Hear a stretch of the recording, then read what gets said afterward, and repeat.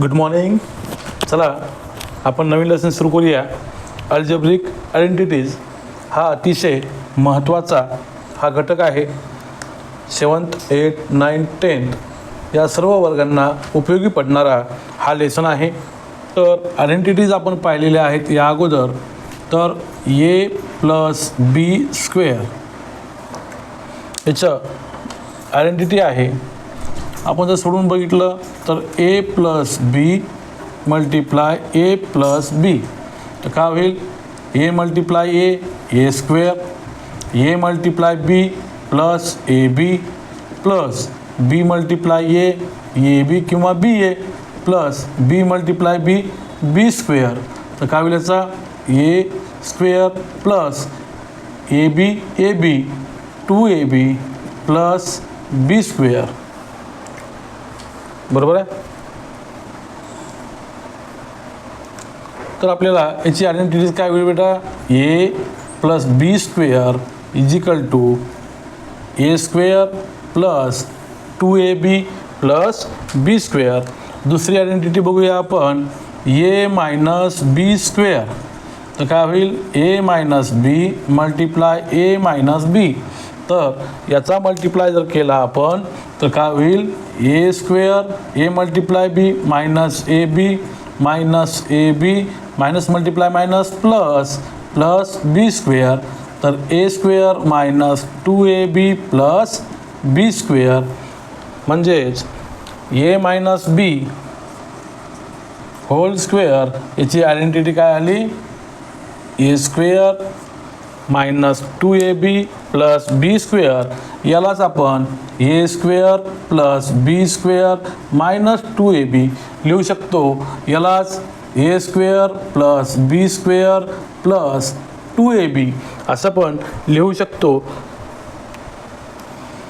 तिसरी बघूया आपण.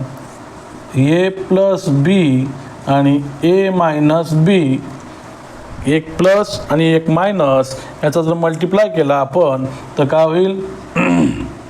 जर ए प्लस बी आणि ए मायनस बी याचा मल्टिप्लाय करूया. A multiply A square A minus A B तर प्लस आहे तर plus A B minus B square minus A B square plus A B square कटला तर A square minus B square म्हणजेच A plus B आणि A minus बी याचा काय येईल? A square minus B square. Okay. आता आपण जे आयडेंटिटीज 3 शिकल्या त्यावर आपण उदाहरण घेऊया आपण. तर एक्स प्लस 3 स्क्वेअर. ओके. तर याच्यामध्ये काय होईल आपल्याला माहीत आहे. फर्स्टचा square plus 2 multiply first multiply second बरोबर आहे प्लस 3चा स्क्वेअर तर काय होईल बेटा? A square plus 3 to the 6a plus 9. अशा पद्धतीनं आपल्याला ते उदाहरण घेता येईल. दुसरं आहे एक्स प्लस 6चा स्क्वेअर. तर इथं आपल्याला एक्स घेता येईल. तर x plus 6 multiply x plus 6 आपल्याला माहीत आहे x multiply x square plus 2ab म्हणजेच 6x प्लस 6चा स्क्वेअर तर काय होईल बेटा? X square plus 6 to the 12x plus 36. Okay. तिसरं घेऊया आपण. तिसरं उदाहरण घेऊया आपण. तर एकामध्ये एक्स प्लस 6 दुसरा आहे एक्स मायनस 6. याच्यामध्ये आपल्याला कोणता फॉर्म्युला वापरता येईल? आपल्याला ए प्लस बी आणि A minus B is equal to A square minus B square. त्याच पद्धतीनं सेम आहे. तर एक्स स्क्वेअर मायनस 6 36 असं आपल्याला आन्सर काढता येईल.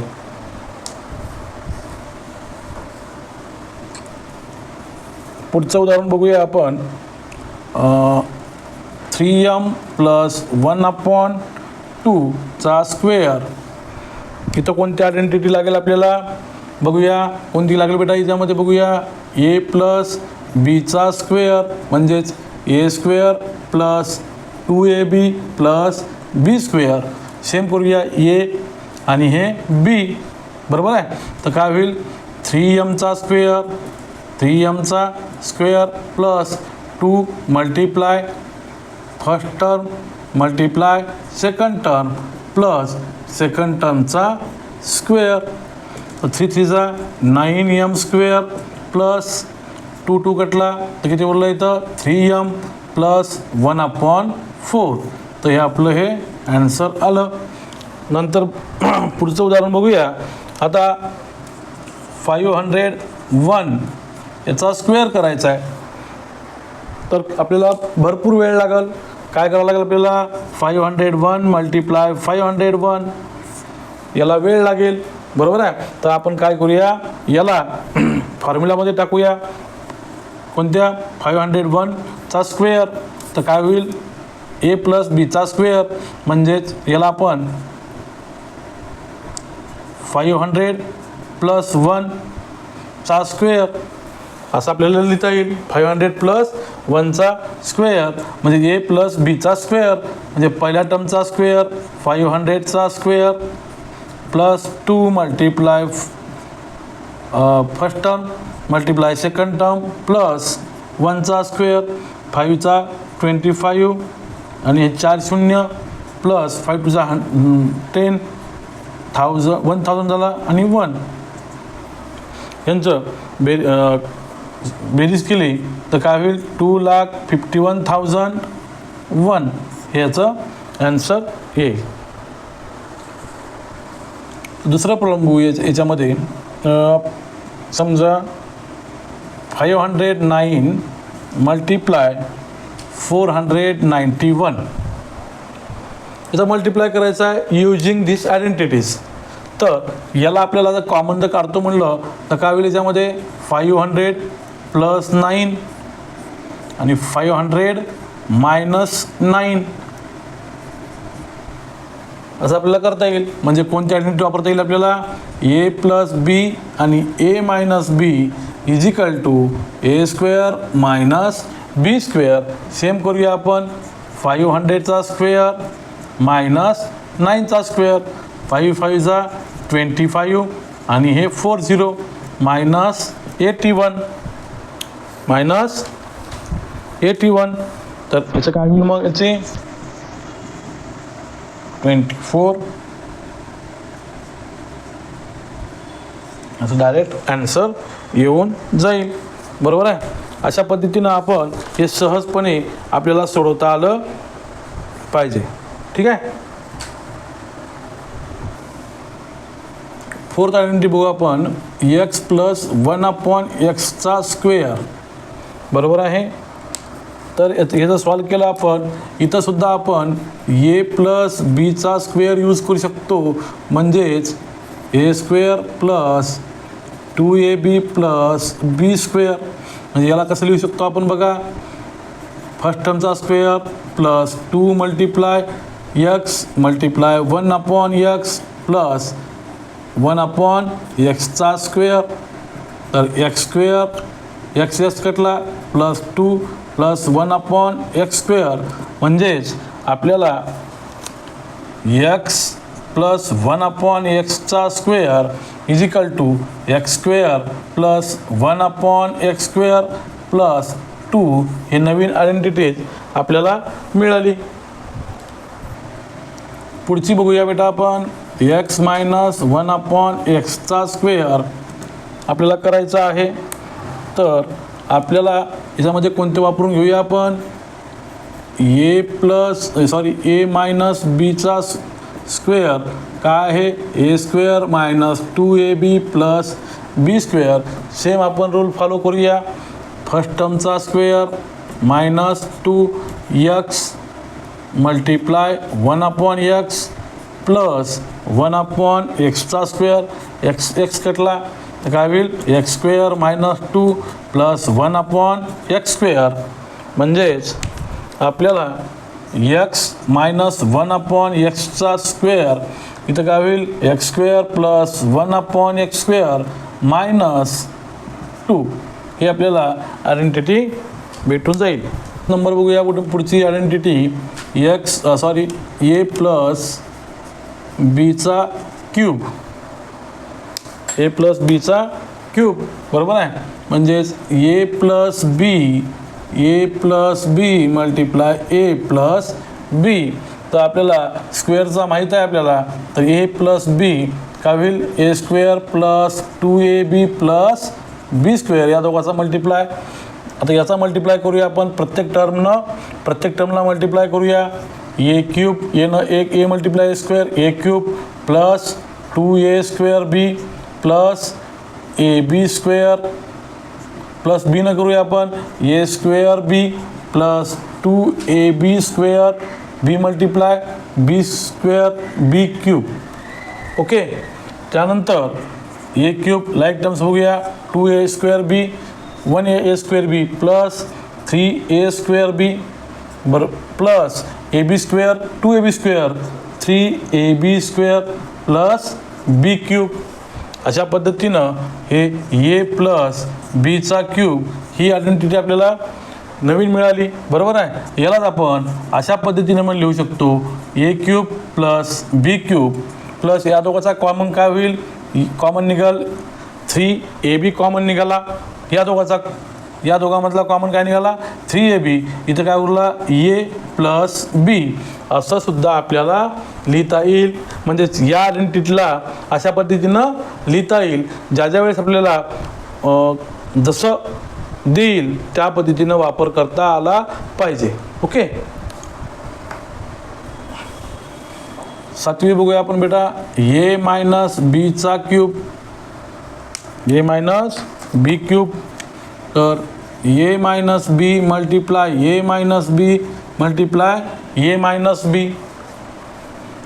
आपल्याला दोघांचा माहीत आहे काय आहे a² minus 2ab plus b² multiply करून बघूया. a मल्टिप्लाय a² a³ minus 2a² plus ab², नंतर minus a² plus 2ab² minus b³.